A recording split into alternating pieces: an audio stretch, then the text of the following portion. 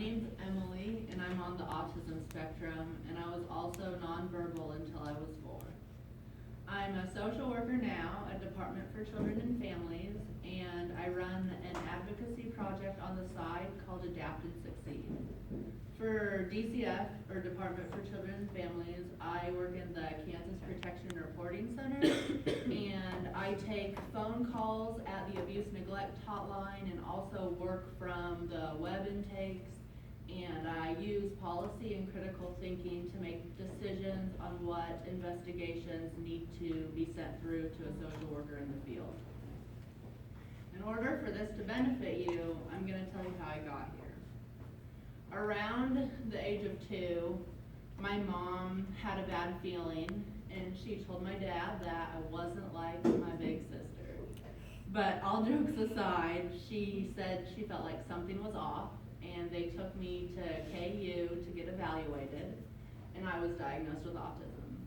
My mom immediately went back to school to get a special ed degree because she wanted to have access to services as well as the knowledge of what was out there for a child like me with autism.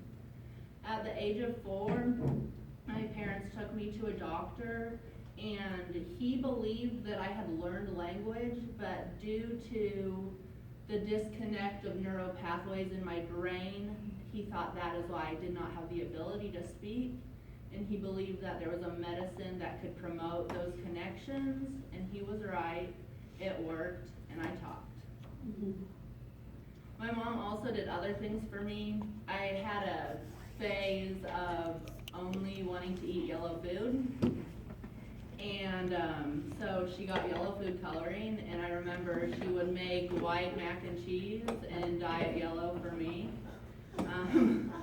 Along with my autism, I have a very mild cerebral palsy, but as a child it was more prevalent. And so I was told that it was my chore to go down the slide in the backyard 10 times a day. And if I did that, I got to go to the park and go down the really big slide.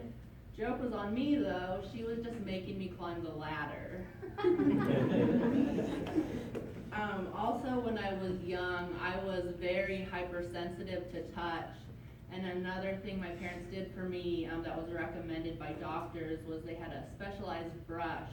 It was silky on one side and rough on the other. And they would use this brush against my skin. I remember they would like rub it up and down my limbs and switch sides, and I even remember the bottoms of my feet being rubbed. I've heard that my sister remembers hearing me scream during this, and that sounds really traumatic, but I actually don't remember it being painful. I just remember being really uncomfortable, and it actually helped. I like being touched. Another thing that my parents did was they tried to treat me like my siblings when it was possible. So that meant they talked to me about college from a young age. I wanted to be a marine biologist, and my mom told me that there was a school, one school in Kansas that teaches marine biology. When it was time to graduate high school, we decided it would be an easier transition for me to start at a community college. I actually also went to Butler. And the thought was that small classes would mean more face time with teachers, and that was true. I also then transferred to Southwestern College, the one school with marine biology. It's a private school, and my mom thought that if I went to a private school, it would be small, and she just thought it would be better. Don't spend your money on private school. I ended up transferring to Wichita State. It was just as good. But so, while I was at Southwestern, I got a job in Wichita on the weekends, and I worked at Starkey with other adults with disabilities. I quickly realized that I really hated science, and I really loved people. I also had services through vocational rehab through Department for Children and Families. They helped some with tuition. They paid for all of my college books, and those are very expensive. And then when I decided I wanted to switch my major, they talked to me about what would be the best degree. I thought I wanted to do psychology, but at the time I really didn't want to go past a bachelor's. And so they had said if I thought about doing social work, I could stop at a bachelor's and get a license, and that could be more marketable than just having a degree. And so I did that, and I transferred to Wichita State. While I was in college, I utilized living in the dorms because I wouldn't have to worry about month-to-month bills, and my parents were really happy that there would be residential assistance down the hall. So that helped me transition later on into living alone and independently. Another thing that I utilized was tutoring, because when I transferred from Southwestern, I thought I was home free, I was out of science classes, college was gonna be easy. I got to Wichita State and found out that to get a social work degree, they're gonna require 3 semesters of a foreign language. I had to take Spanish, and not only did I study all the time by myself, but I also had a tutor, free through disability services at Wichita State. Another thing I used disability services for was they have a room, and I could go there for structured homework time. So then, about a month before graduation at Wichita State, Department for Children and Families came and spoke to my class about positions they had open. And I applied, and I was hired actually before I even walked across the stage. And with a requirement to be hired from them before I had my license was that I'd have to get my license within 90 days after being hired. So a month after graduation, when I was in the beginning stages of setting up my exam, my mother passed away unexpectedly. So I had to make a really hard decision. Was I gonna forget everything, forget my career, the independence I had worked so hard for, and forget this licensure exam, and lose everything as well as my mom? Or was I gonna fight for everything, not only what I had worked for and what my mom had worked for, but what my family had worked for and the ways they supported me also? So the question was I gonna adapt and succeed? Had no idea if I was gonna succeed. But I decided that I was gonna fight as hard as I could to adapt. So I took a week off, and then I scheduled my test for 2 weeks out.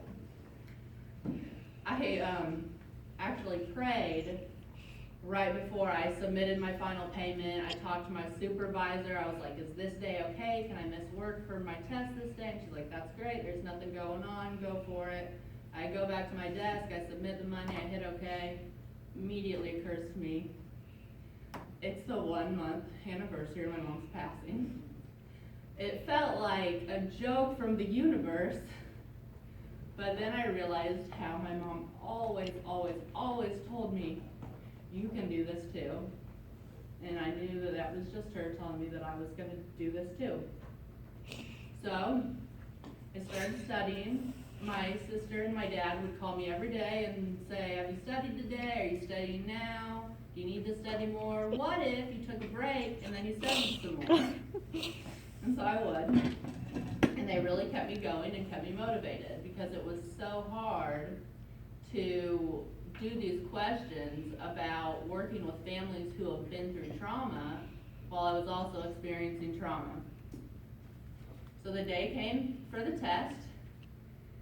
I took it. It was such a mess. I go in, I'm sitting there to take my test, and I look at the time, and you have like 3 hours to take it, and the time is like 2 hours and 15 minutes. I have a panic attack, because I'm like, how have I been in here that long? I didn't feel like it was that long. I'm starting to question my sense of time, and I'm just panicking. So I start answering questions really fast, and then I'm like, take a deep breath. I look at the time again, and then it's like 2 hours. And it occurs to me that it is counting down, not up. So, I take a deep breath. My heart, like I can feel it pounding out of my chest. I'm like, you're fine. Don't let this mess you up. I go back to try to figure out which questions I had raced through, and I get my heart back down, and so I answer all the questions. I'm more calm, And it says like, okay, are you ready? Are you ready to submit it? And I'm like, yes, okay, I just need to know. Then pops up, please take a survey. It wanted to know if the questions were relevant and how I felt about the format of the test. And so then that takes like 5 more minutes. And that's like, are you really ready to find out if you passed? I'm like, yes, I was ready 5 minutes ago. And on the screen, passed. If you take away anything from what I've said today, I hope that you hear this.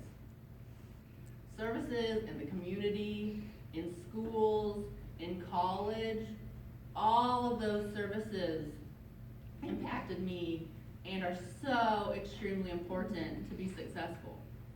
But nothing was more imperative to my success than my parents' early intervention, my mom's creativity, and the support from all of my family members.